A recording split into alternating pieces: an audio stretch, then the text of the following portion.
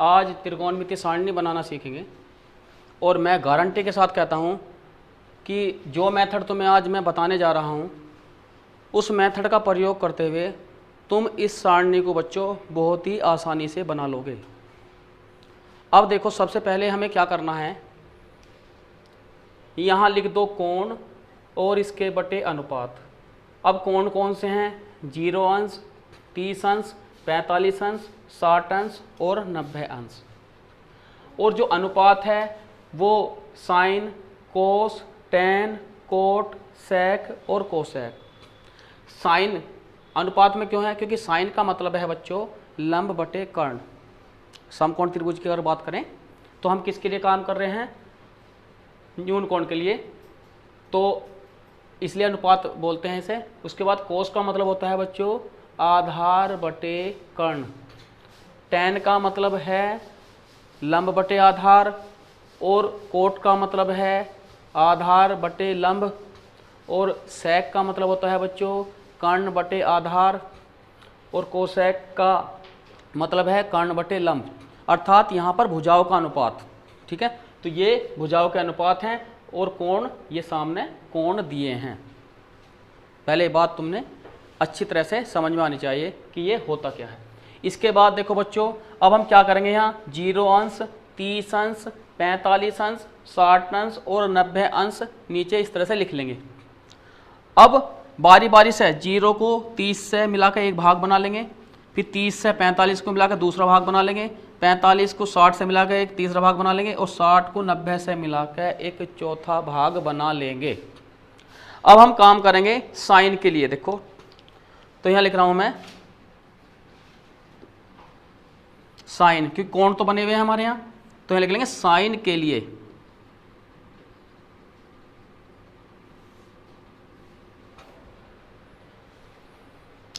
या हम ये भी कह सकते हैं कि साइन थीटा के लिए, क्योंकि थीटा के मान बदलते रहेंगे, ऐसे भी लिख सकते हैं। साइन थीटा के लिए भी लिख सकते हैं, साइन थीटा के लिए, जिसमें थीटा के मान 0 अंश, 30 अंश, 45 अंश, 60 अंश और 90 अंश हो सकते हैं इसमें। तो अब देखो बच्चों, अब बात करेंगे हम 0 अंश के लिए। तो अब साइन में क्या देखना है कि जिस कोण को देख रहे हैं उससे पहले कोई भाग बना है या नहीं। तो इससे पहले कोई भाग नहीं है, तो साइन 0 के लिए क्या करेंगे हम, 0 यानी कि कोई भाग नहीं है, और बटे टोटल भाग यानी कि इसके बटे 4, और यहाँ इस तरह से वर्गमूल का निशान लगा देंगे। जब बच्चों 0 को हम 4 से भाग करेंगे तो क्या आया? 0, तो इसका वर्गमूल क्या आ गया? 0। इस तरह से भर दिया। ठीक, तो यहाँ लिख देंगे 0।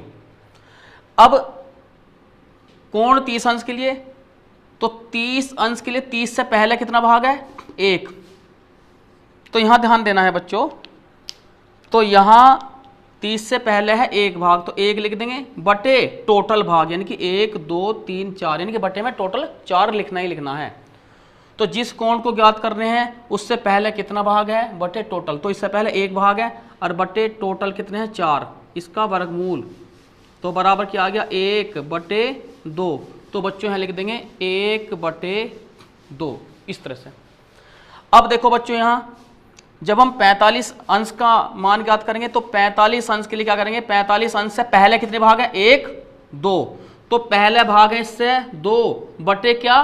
टोटल भाग, बटे टोटल भाग यानी कि 4। इसका कर दो वर्गमूल बराबर, तो 2 एकम 2 और 2 दूनी 4, तो अंडर रूट, तो यहाँ 1 और बटे 2, तो जब 1 का वर्गमूल कितना हो जाएगा? 1। अब 2 का वर्गमूल क्लियर नहीं आता, तो क्या करेंगे? इसे रूट के अंदर रहने देंगे, क्योंकि इसका मान जो है दशमलव में आएगा और पूर्ण संख्या नहीं बनता। अगर हम रूट 2 का वर्गमूल निकालते हैं तो पूर्ण संख्या नहीं बनता, तो इसलिए 1 बटे क्या लिख देंगे? रूट 2। तो यहाँ आ गया 1 बटे रूट 2 इस तरह से। अब देखो बच्चों, अब हम बात करेंगे कोण 60 के लिए। तो जब हम कोण 60 के लिए मान निकाल के चलेंगे बच्चों, तो कोण 60 से पहले कितने भाग दिखाई दे रहे हैं? 1 2 3। तो पहले भाग बटे टोटल भाग, इसका वर्गमूल, इसका वर्गमूल, तो 3 का वर्गमूल कितना? रूट 3, और 4 का 2, तो रूट 3 बटे 2। तो यहाँ लिख देंगे √3/2 इस तरह से। अब देखो यहां, अब 90 से पहले कितने भाग हैं? 1 2 3 4। तो 90 से पहले हैं 4 भाग और बटे टोटल वही 4, यानी कि बटे में 4 करना ही करना है। और इसका वर्गमूल जब 4 को 4 से भाग करेंगे तो क्या गया? 1, तो 1 का वर्गमूल 1। तो बच्चों यहां लिख देंगे 1 इस तरह से। अब देखो जब हम कोस की वैल्यू निकालेंगे तो कोस की वैल्यू में करना कुछ नहीं है, इन्हें उल्टा करना है। अर्थात 1 यहाँ है तो इसे 1 को यहाँ लिख देंगे, फिर उसके बाद √3/2, फिर उसके बाद 1/√2, फिर इसके बाद 1/2 और यहाँ लिख देंगे 0। अब तुम्हारे दिमाग में बच्चों एक बात आ रही होगी कि जैसे मैंने साइन के लिए बैक साइड के भाग बटे टोटल भाग, जिस कोण को निकाले जिस कोण को यानी कि उसका बैक बटे टोटल, हम कोस के लिए भी कर सकते हैं ऐसे, लेकिन कोस में उसका उल्टा हो जाएगा कि जब 0 को निकालें तो 0 से आगे वाले भाग बटे टोटल, फिर 30 को निकाले इससे आगे वाले भाग बटे टोटल, फिर 45 निकाले उससे आगे वाले भाग बटे टोटल का वर्गमूल, फिर इससे आगे वाले भाग बटे टोटल का वर्गमूल, और 90 से आगे 0 है तो 0 का 0। ऐसे भी हम कर सकते हैं। तो ये देखो इस तरह भी देख लो। अगर हम बच्चों कोस थीटा के लिए, कोस थीटा जहाँ थीटा जो है एक कोण दिया है कि कोई सा कोण हो सकता है इसमें के लिए, तो अब देखो बच्चों, अब कोस में, अब साइन में तो हम पीछे के भाग बटे टोटल देख रहे थे, इसमें देखेंगे आगे के भाग, यानी जिस कोण को निकाल रहे हैं उससे आगे कितने भाग हैं बटे टोटल भाग। अब बात करते हैं बच्चों 0 अंश।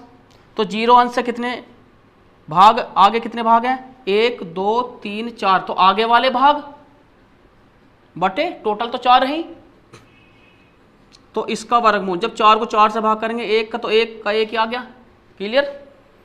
ऐसे ही बच्चों जब हम 30 अंश की वैल्यू निकालेंगे तो 30 अंश कहाँ है हमारा? यहाँ। तो 30 अंश से कितने भाग है? 1 2 3 भाग हैं। ठीक है, तो 3 बटे टोटल भाग बराबर कितना आ जाएगा? √3/4 का 2 आ गया, √3/2। इसके बाद जब हम 45 अंश का मान निकाल लेंगे तो 45 अंश से कितने आगे भाग हैं? 1 2। तो आगे वाले भाग बटे टोटल भाग, आगे वाले भाग बटे टोटल में 4 लेना ही लेना है इसका वर्गमूल। तो 2 एकम 2 और 2 दूनी 4, तो 1 का वर्गमूल बच्चों 1 और 2 का √2, तो 1/√2 आ गया। इसके बाद जब हम 60 अंश का मान निकाल लेंगे तो 60 अंश से केवल आगे 1 ही भाग है, तो 1 बटे टोटल भाग, तो 1 का वर्गमूल 1 और 4 का 2, तो 1/2। अब जब 90 अंश का निकालेंगे तो 90 से आगे कोई भाग नहीं दिखाई दे रहा कोस के लिए, तो क्या लिखेंगे? 0 बटे टोटल लिखना है फिर भी। तो जब हम 0 को 4 से भाग करेंगे तो 0 आना, तो वर्गमूल भी 0 बनेगा पक्का, तो 0।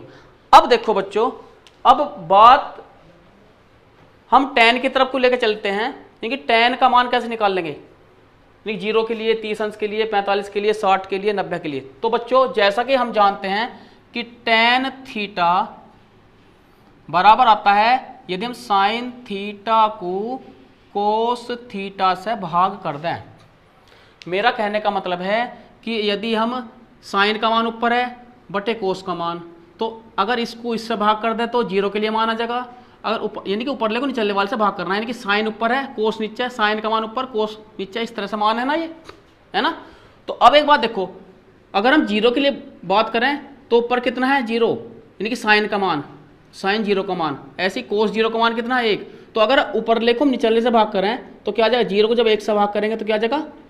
0, यानी कि साइन को कोस वाले से भाग करना। सही है, तो क्या करेंगे? ऊपरले को निचले से भाग कर दो 0। जब हम 1/2 को √3/2 से भाग करेंगे 30 के लिए, तो 2 से 2 कट जाएगा, तो क्या बचा? 1/√3। तो यहाँ लिख देंगे 1/√3 बच्चों।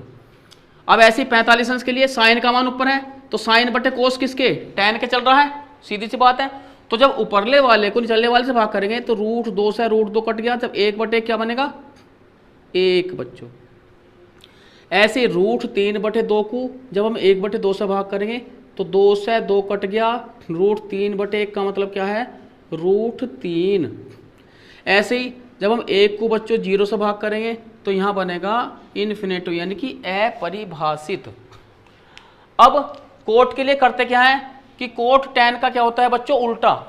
ठीक है, तो क्या करेंगे इसमें, अब इसे पलट के यानी कि इस तरह से ही, या इसका उल्टा कर दो। अगर हम 0 का उल्टा करें यानी कि 0/1 का उल्टा, तो 1/0 यानी कि इन्फिनेटिव। यानी कि मेरा कहने का मतलब है कि इन्फिनेटिव यहाँ जगह, पहले इन्फिनेटिव को यहाँ ले लो, फिर √3 को यहाँ इस तरह यानी कि पलट के लिखना है ना, इस तरह से √3, फिर बच्चों 1, इसके बाद 1/√3 और यहाँ लिख दिया हमने 0। ऐसे भी लिख सकते हैं। शुरुआत किधर से करेंगे बच्चों, tan से कोट के लिए पहले इन्फिनेटिव यहाँ है, यहाँ लिख दो, यानी कि इसमें बैक चलेंगे और इसमें आगे चलेंगे, यानी कि इसे पीछे इधर को, तो इसे इधर को लिखना। ठीक है, अब बात करते हैं बच्चों sec के लिए। तो यहां देखो बच्चों, चूंकि sec थीटा बराबर किसके, 1/cos थीटा, तो सीधी सीधी बात है, जो कोस का मान है उसे पलटना है। जैसे 1 है तो 1 का उल्टा बच्चों 1, क्योंकि 1 को क्या लिख सके हम, 1/1, तो उसका उल्टा जो है 1/1 यानी कि 1 ही बनेगा, यानी कि इसे पलटना है 1। अब यहाँ √3/2 है, तो जब √3/2 को हम sec के लिए कार्य करेंगे तो 2 ऊपर आ जाएगा और √3 नीचे आने, यानी कि इन्हें इस तरह पलटना है, उल्टा करना है, यानी कि इसे उल्टा करना है। तो √3/2 क्या बन जाएगा, 2/√3।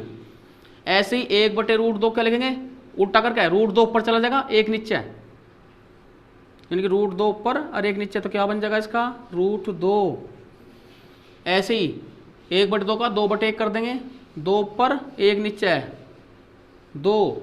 और जब बच्चों जब हम 0 का उल्टा करेंगे यानी कि 0/1 है तो 1 ऊपर 0 नीचे, तो इसका हो जाएगा इन्फिनेटिव, इस तरह से। अब बिल्कुल वही तरीका, इन्फिनेटिव को बच्चों यहाँ लिख लेंगे,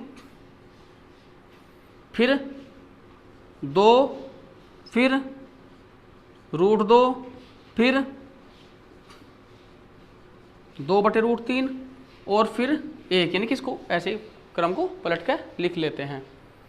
ठीक, तो बच्चों ये इस तरह से तुम्हें टेबल बनानी है और प्रैक्टिस करनी है। और मैंने तुम्हें सही कंडीशन है कि जो एंगल की यानी कि कोणों की जो सही स्थिति जो है वो इसमें बताई है। और मैंने, अब तुम सोच रहे होगे कि 0 से 90 तक क्यों लिया, क्योंकि समकोण त्रिभुज में जो अधिकतम कोण है वो समकोण है यानी कि 90 अंश का, और बाकी न्यून कोण है।